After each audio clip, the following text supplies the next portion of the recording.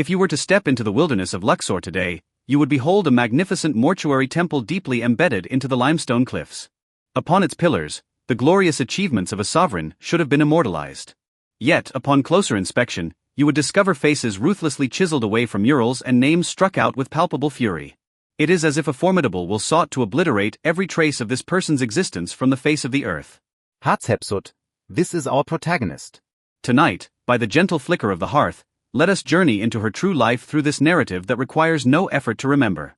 She was once the beloved daughter of the gods, the only female pharaoh in ancient Egypt to don a ceremonial false beard and rule in a masculine guise. Forgotten by history for 3 millennia, she has only recently begun to speak again from beneath the rubble. When Hatshepsut's husband, Pharaoh Thutmose II, met an untimely end, the very foundations of the kingdom trembled. Left behind were a young heir of humble maternal birth and a youthful queen flowing with the purest royal bloodline.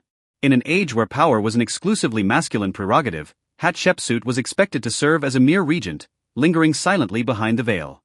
Instead, she made a decision that sent shivers through the entire priesthood: she would become pharaoh, the sole pharaoh. This was not merely ambition, it was a high-stakes gamble for survival. For in Egypt, only the pharaoh held the divine right to commune directly with the gods. She began to transform her vestige, casting off the ethereal gowns of a queen for the short kilt reserved for kings. Most astonishingly in the public eye, she donned the golden false beard, the ultimate emblem of sovereign authority. No longer styling herself as queen, she assumed the throne name Motker, meaning truth is the soul of Re. Through the temple priests, she proclaimed her divine origin. She was the true-born daughter of Ammonius, destined by oracle to rule this land. This self-reinvention was an act of cold, rational defense, and yet, it was also the first fissure on her path to the pinnacle. Hatshepsut's reign diverged sharply from those of pharaohs obsessed with conquest and the pursuit of bloody glory. She understood that the most enduring way to maintain power was not the sword, but a wealth so vast it would silence all dissent. Thus, in a summer etched into the annals of history, she launched an unprecedented expedition to the mysterious land of Punt, a legendary paradise abounding in gold and aromatics. Great wooden vessels traversed the Red Sea, marking history's first recorded large-scale maritime trade mission. When the fleet returned, they brought not only heavy hoards of gold but entire, living frankincense trees. She commanded these trees to be planted before her mortuary temple. In that moment, for the first time, the air of Egypt was perfumed with exotic fragrances.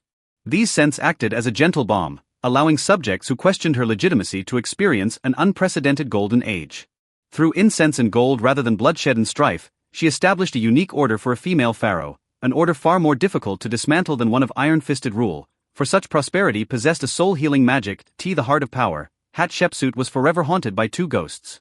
One was her growing stepson, the future Thutmose III, the young general she kept suppressed in her shadow. The other was the eternal struggle regarding her gender. In the reliefs of her temple, one finds almost no trace of feminine vulnerability. She is perpetually depicted with a robust, masculine physique. This deliberate concealment reflected a profound, ultimate sense of isolation. She even elevated an architect of humble origins, Senenmut, who was whispered to be not only her confidant but her lover. Within the temple, she reserved a clandestine place for him, tucked away behind her own sanctuary. This sliver of emotional solace, sought within the cracks of rigid protocol, was the female pharaoh's only vulnerability. By day, she had to perform as the perfect man and a majestic god.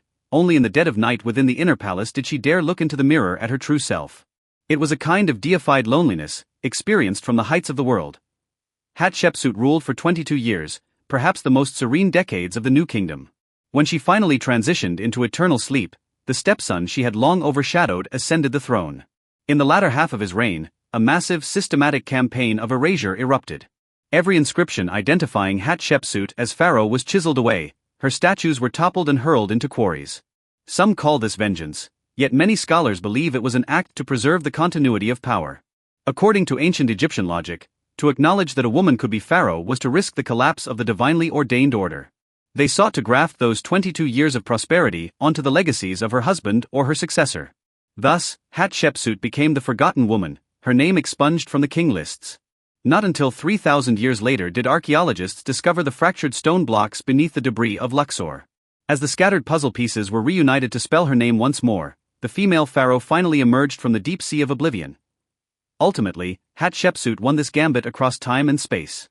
The chisels may have marred her features, but they could not destroy the serene power she left behind. Today, the Nile still flows gently past, and her mortuary temple remains standing under the golden sun. It teaches us that true strength does not always need to be proven by the destruction of others. With frankincense and trade, she carved out a gentle oasis within a jungle ruled by men. To answer the riddle from the prologue, why try to erase her? Because she performed too well, so well that she struck fear into the traditions that followed. Tonight, our tale of oblivion and resurrection comes to a close. May you find a tranquility of your own in the composure of this female pharaoh. In this long night, you may sleep soundly, for even the deepest oblivion cannot eclipse the radiance of truth. Good night.